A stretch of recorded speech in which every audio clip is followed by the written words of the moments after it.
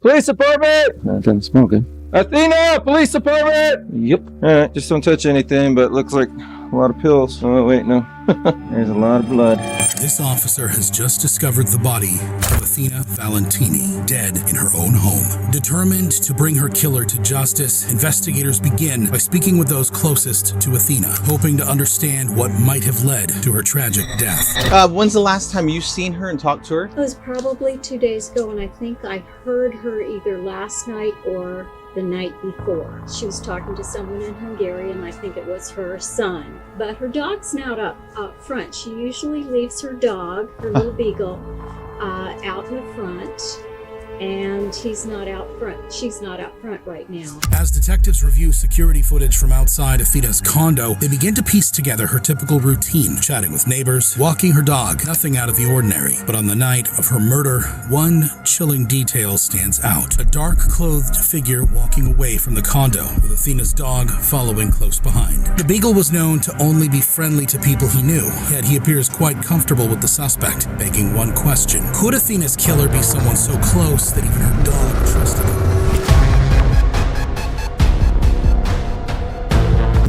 It's 11:47 a.m. on October 25th, 2018, and 64-year-old Athena Valentini is late for her nursing shift at California Men's Colony in San Luis Obispo County, California. This was unlike the hard-working Hungarian immigrant who was known for her professionalism and punctuality during her decades of work in the prison system.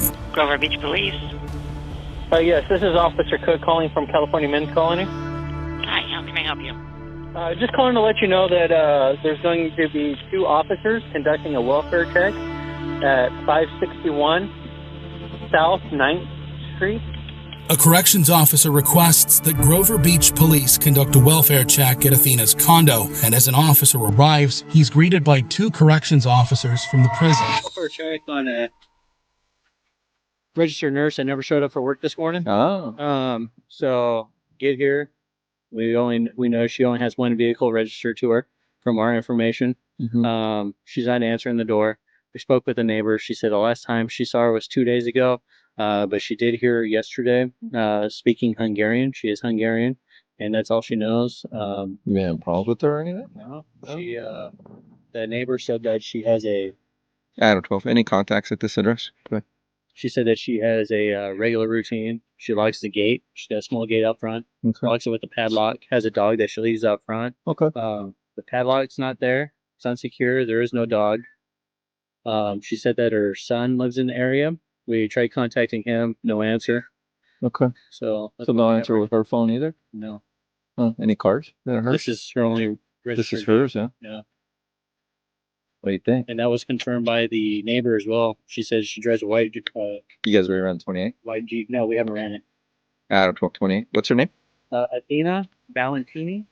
The neighbor knew half of her license plate, so it matches. So the door's unlocked then? I didn't make entry. I checked online. It is unlocked. I don't know about the deadbolt. Then partner here saw some red type of substance on the blinds. So I don't know if that'd be enough for you. You guys are scaring the shit out of me. Well, it's good enough if you guys are going to request to check the welfare. I don't need a warrant. I'm just going. Okay. So we're not authorized to make entry. 10-4. They're requesting to check the welfare. Door's unlocked. This one, right? Yeah. You guys yell in there? No, we never opened the door. So I don't even know if the deadbolt on it. That's how it works. Let's see. Here's the rent.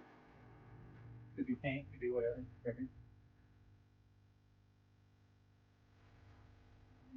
As corrections officers, the 2 men are not legally authorized to enter the property, despite the front door being unlocked, spotting a blood-like substance on the blinds. But this is enough to give police probable cause to enter Athena's home, where he immediately finds evidence of a chaotic crime and a concerning smell in the air. Police department! Athena! That doesn't smell good.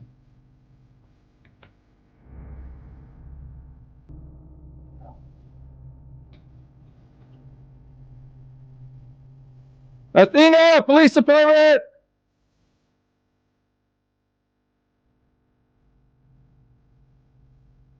Athena! Police department!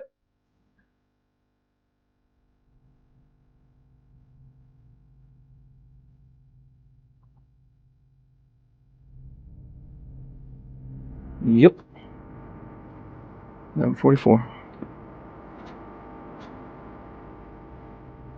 I don't know. Code 4. 11:44. Alright, just don't touch anything, but looks like a lot of pills. Oh, wait, no. There's a lot of blood. The officer finds the house ransacked, a bottle of pills scattered on the bedroom floor, and Athena lying face down in a pool of blood. A coroner's report later states that Athena was most likely approached from behind with the killer's knife wrapping around her neck before slashing it multiple times. Can't really tell for slice marks. Fam 6, do we have a David unit available? Okay, yeah, let's finish and then I'll have you guys just stand outside. Just don't leave until I get your guys' info or something. And No, then, we're not going to go anywhere. yeah, we're not gonna touch anything. Looking at that, it's I can't tell if she sliced herself or something came out. Okay. 10-9? Place is definitely ransacked. Okay, we'll just we're clear. Let's go ahead and step out. Yeah, don't leave if you don't mind. Let me get your info, but Oh, we won't go anywhere, but yeah. Until we get somebody to move her, I can't tell how she went. copy. So I'm going to call. yeah, Fire department. you can move your unit up. We check. We checked. The dog's not here. There's no cars in the garage. Nothing has been touched. We just did a search real quick. Clothes are like they are. Has the coroner been requested yet? No, only because I was waiting for help to come and so I can secure the area. Hello, Sergeant Ravina, Grove Beach PD. I'm trying to get a little more information on your neighbor here at the first department. Yeah, I just talked to Officer Josh Cook from the Sheriff's Department. No, he's with the corrections. Oh, well, it said sheriff on his badge. Yeah. Yeah, and I already gave him all the information. What did you want to know? When's the last time you seen her and talked to her? It was probably 2 days ago, and I think I heard her either last night or the night before. You heard her? Yeah, she was talking to someone in Hungary, and I think it was her son. Oh, on a phone or something like that? No, in person. Okay. But her dog's not up front. She usually leaves her dog, her little beagle, out in the front, and he's not out front. She's not out front right now. Her Okay. car is here. Right, I see that. And it's a little beagle, you said? Yeah, little beagle. I think that's the brand. As police lock down the scene and talk to neighbors, they're left with several burning questions. Where was Athena's 27-year-old son, Levente Lazar? Where had her beloved beagle gone? And who could have murdered this easygoing, unassuming nurse? Detectives must investigate every possibility.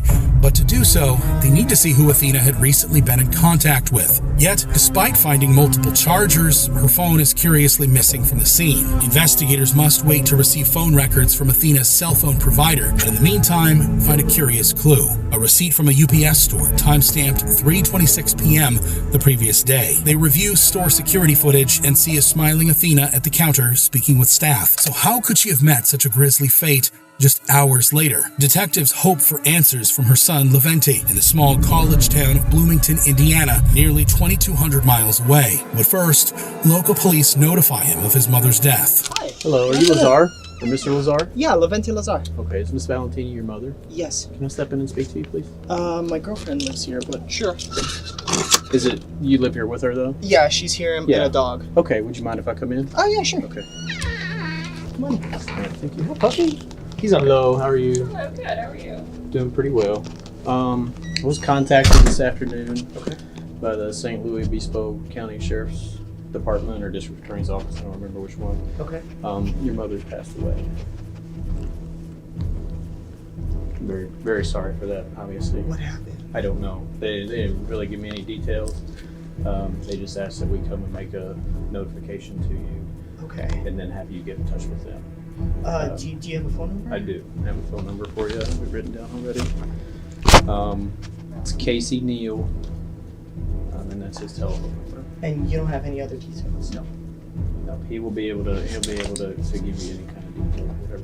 And that's general practice. They don't really tell us a whole lot when it's, Okay. especially when it's out of state. They just ask us to come and make a notification. Okay. I'm very sorry for your loss. Thank you so much for Obviously. the house call, though. Obviously, that's very Yeah. hard thing to have to deal with. So, Yeah. but he should be able to give you any information. I do need to get a telephone number for you if I can. Sure. Leventi appears shocked by the news and contacts Assistant Chief Investigator for the DA, Casey Neal, minutes later. He claims not to have seen his mother in months and that he was in Bloomington on the day of her death. Police study security footage from outside Athena's condo and note her normal routine. She interacts with neighbors and walks her dog, but has no out-of-the-ordinary encounters with anyone else. But detectives soon spot something far from ordinary from the night of her death.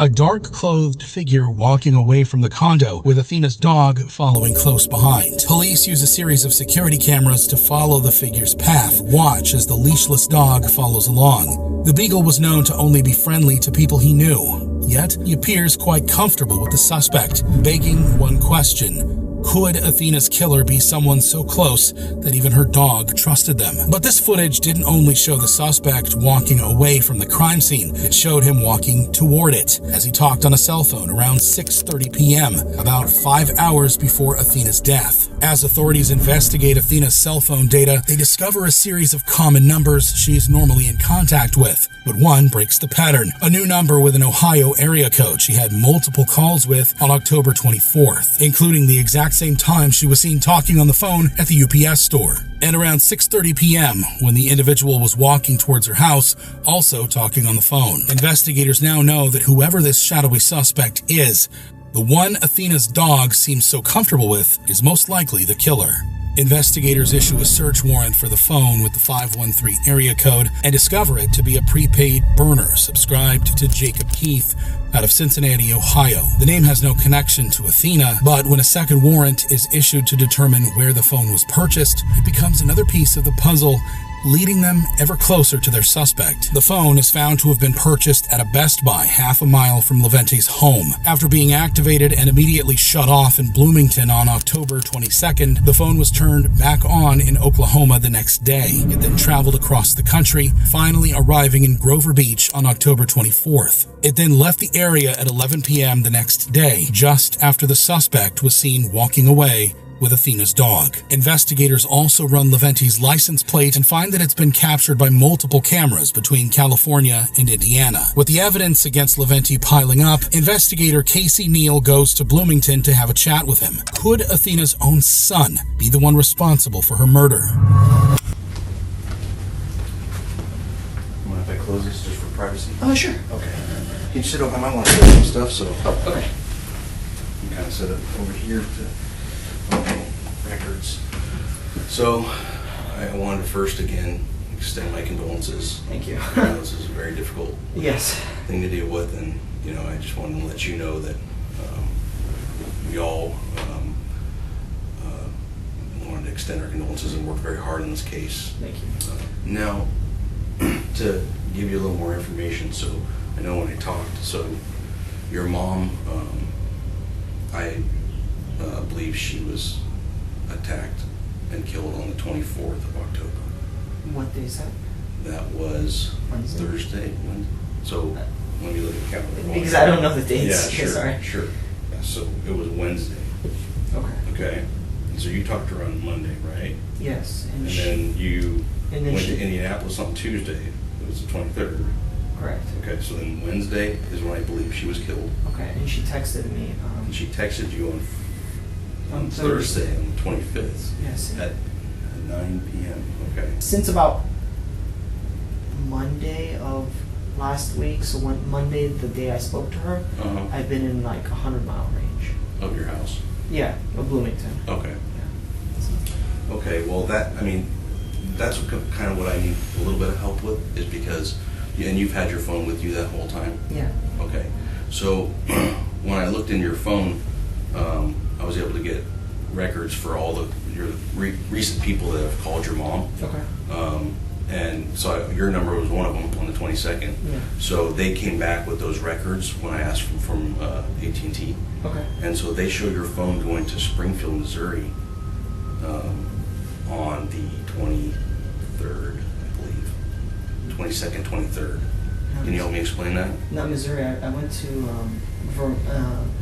Mount Vernon in Missouri, but that was, I'm sorry, in Illinois. I thought that was Illinois. Yeah, but that's as far as I went. I didn't go to Missouri that day or that week. Leventi sticks to his story that he was at home in Indiana at the time of his mother's murder, but he's about to be shown the evidence that proves otherwise. And that's the only phone you have? That's the only phone I had. I had this since January of last year. Huh. No, It's just strange. I mean, No, so basically when our phones travel, they talk to cell phone towers. Correct. Right. So you're a smart guy. You probably know better than me. But No, I have. every time they connect to a tower, Yeah. it shows the tower's location. Yeah. Your phone has to be within close proximity of those towers. Right. So the fact that your phone shows going from your house basically to the Springfield, Missouri. I understand. I understand. On the 22nd, 23rd. Yeah. Okay. I was not in Missouri this month. Last month, June was the last month I was in Missouri. Huh. Late June. And the other curious thing is, so on the 25th, 24th, 25th, I believe on the 25th, your phone is showing up in Texas. Despite the cell tower data disproving his claims, Leventi says that he hasn't been to Missouri in months. But there's several other states he soon denies having traveled through, as well as the existence of a certain burner phone traveling with him. So when I looked at your phone records, what I did was I looked at the other callers that called your mom, okay? And I found another Cincinnati, Ohio number that looks like it was traveling with your phone to your mom's house. And I don't have another phone either. yeah, well, so when I looked at that and I put the two records together, Oh, I understand. I have a map from your house to your Texas. mom's house. Oh, to my mom's house. Correct. Okay. With those two phones, it maps directly from your house on the 22nd to your mom's house on the 24th. I can promise you, I was not. Okay. I was not in California listen to except me. January. Listen to me for a sec here. So Sure. when I looked at that, Yes. I checked. There's other systems that we can check that they have what's called a license plate reader. Okay. Okay. And when the license plate gets scanned on that as you're driving down the road, it takes a picture of your car. Okay. And the picture it took in Texas and in Arizona and California is a picture of your car. I was not in California this year. All right, except in January. Listen to me with it. I'm listening. Okay. All those records clearly show it was your Jeep. Okay. There's video surveillance cameras on your mom's apartment. Did you know that? I did not. Video surveillance cameras show you going into your mom's apartment when she was murdered. I already know that you're the one that went there. Okay. I need you to help me understand why you did this to your mom. I didn't do anything to my mom. Levente, it's clear to me. There's clear as day, unfortunately. We went and bought that phone at Best Buy. You're on video there buying that phone, the Cricket wireless phone that you used during this trip. I have you on video there. I have your video on your mom's house. I have video afterwards with Athena leaving. Okay? Casey, You have to accept, we're past that part, okay? I know it's tough. This is something that's been hard to talk about, but No, there's nothing hard to talk about. It's the fact that I explain didn't. to me why you killed your mom. I didn't. Did something happen there? You know what I've looked into? Listen to me for a minute. You know what I've looked into? It sounds to me like your mom was kind of a taskmaster.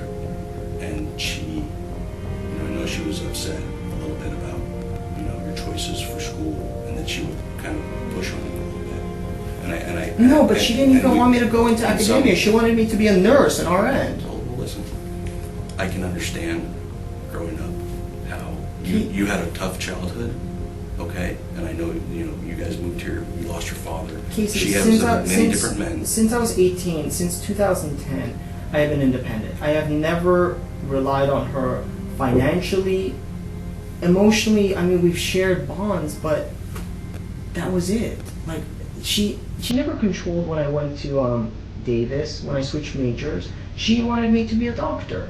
Leventi denies any involvement in the murder of his mother, but he's now shown evidence he can't deny. A possible motive for his crime and photos of his vehicle driving to California. Let me show you a couple things here. Okay, just so you know. This is your house right here, where this is. Yes. This is your mom's house. Yes. Okay, you understand the pictures caught you along the road. Okay. That's your Jeep, correct? Yes. Okay. So what you're telling me about being in Indiana and never leaving and not seeing your mom Jeep right this year? No, I saw her in Is June. clearly, well, you were at her house on the 24th of October. Well, that day, do you see what I'm showing you? You want to see more? Your pictures of your Jeep was taken all along your route with you in it. Okay, the video at your mom's house showed you driving by at 3:30 that afternoon, okay, in your Jeep. Understand what all this says is that you were. So for you to sit here and tell me that makes zero sense, and it doesn't look, good for you, okay? What I'm trying to understand is, did something happen when you were there that caused a struggle with your mom? No. Were you just mad at her? Do you need money? No. I don't need money. So what happened? Tell me what happened. That's the only way we're going to understand this a little bit better. Leventi claims to be a successful day trader working for Disney, but when investigators delve into his finances, they tell a very different story. He's living off a dwindling annuity from one of his mother's ex-boyfriends and is now almost $100,000 in debt. But how does he explain the series of phone calls from the burner phone to Athena, or video footage of him buying it at Best Buy? I watch you go in and out of the house. I watch you. Your mom actually had a video surveillance in her house because she was worried about the transients. Okay. Okay. I watched you do it. Okay. What do you mean you watched me do it? I didn't do anything.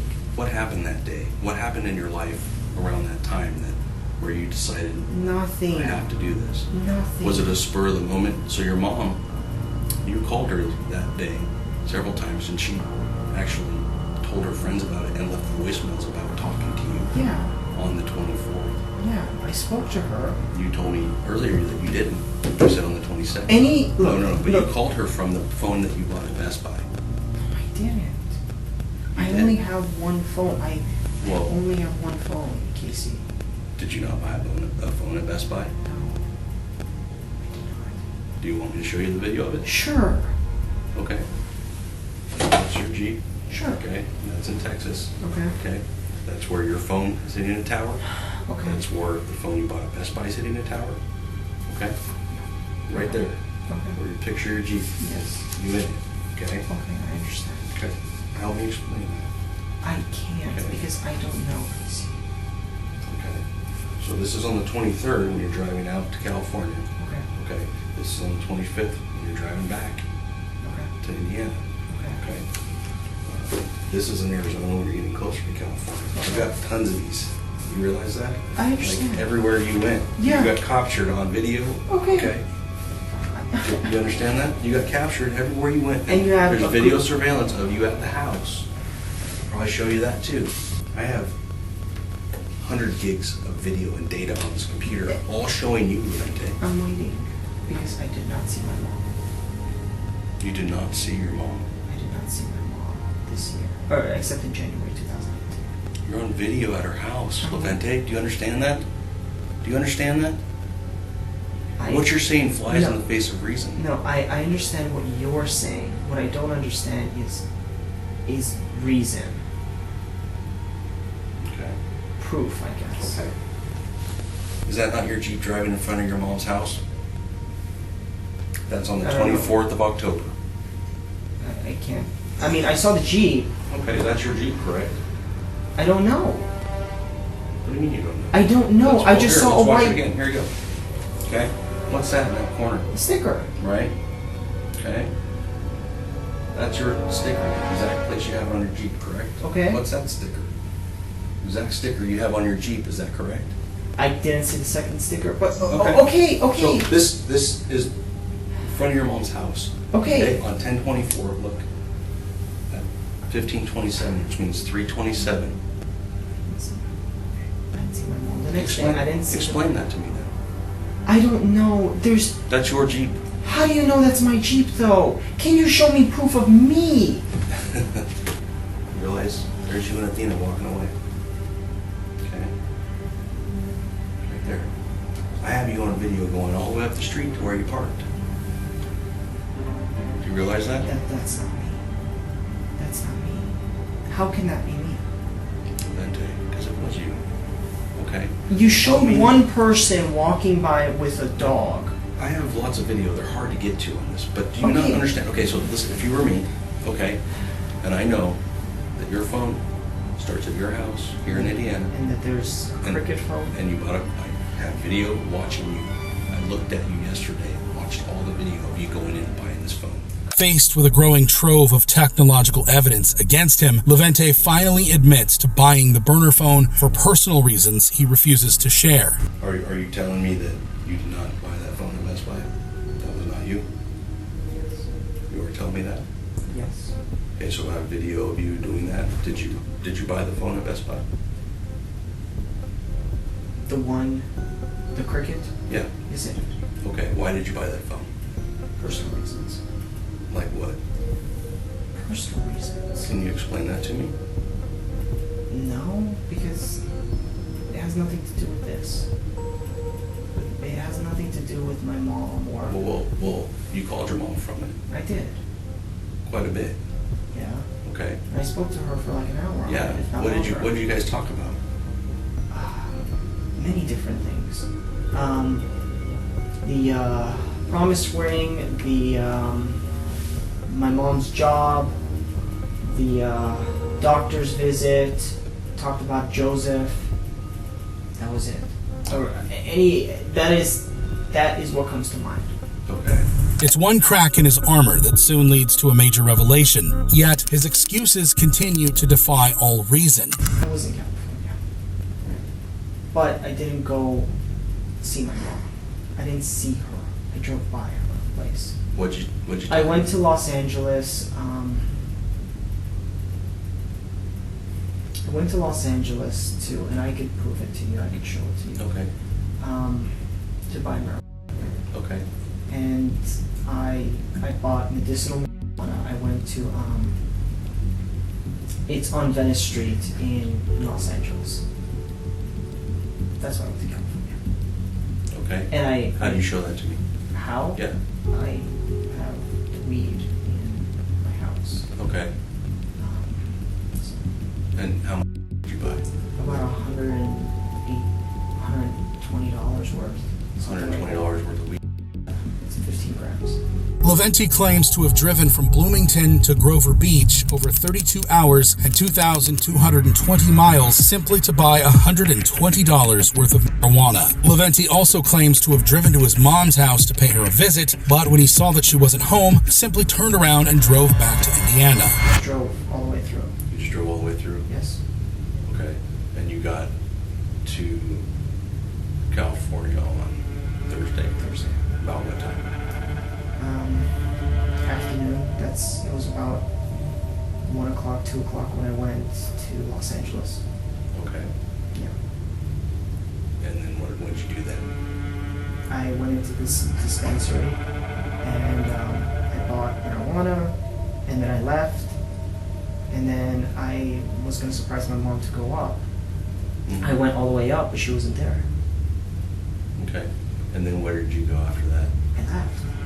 What time did you leave? I left Central Valley, or my mom's place, Mm-hmm.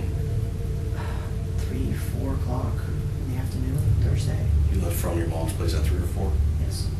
Okay. And then I just went home. It doesn't even matter. Let's just do this, because you know what? Well, to me, what matters is... I know what matters. You're trying to get to a motive, but there is no motive here. Okay. Okay? Okay, listen to me for a minute. This whole thing, This- it's not only just that my mom died, but now my whole life is gonna be just fucking raped. Just by the news, by you guys saying that didn't leak that story. Give me a break. Okay, and now you're gonna go through my stuff and my girlfriend's belongings and stuff? Jesus Christ, it's gonna ruin her. Okay? All because, and you're gonna find out. You're gonna find out. Okay, but in the end, it doesn't affect you. I could move on. It's not a big deal. There's a million fish out there, but damn, man. It's not about who did it. Okay, I know you did it, but here's what like the jury's going to see, or Hannah's going to see. More importantly, is you either one, you're a cold-blooded killer who has no remorse and killed your mom, planned it, did it. Or two, something would happen there when you went to see your mom that I don't know about that you can fill in. And that's the only thing that the jury or Hannah needs to know about you. No, because... You understand that? Along with the evidence already presented to Leventi, there's something else that defies his explanations. Wi-Fi data from a Winslow, Arizona McDonald's shows suspicious searches on his iPad just hours after the murder, including Leventi Lazar, suspect, Grover Beach, and Leventi Lazar, murder, Grover Beach. Considering Athena's body wouldn't be found for nearly an hour later, only the killer could have made these searches. Other disturbing searches are found on Leventi's devices, including what it means to be an heir and how long it takes to inherit money. With an overwhelming amount of circumstantial evidence against him, Leventi is placed under arrest for the murder of Athena Valentini. The defendant will be sentenced to the California Department of Corrections and Rehabilitations as follows.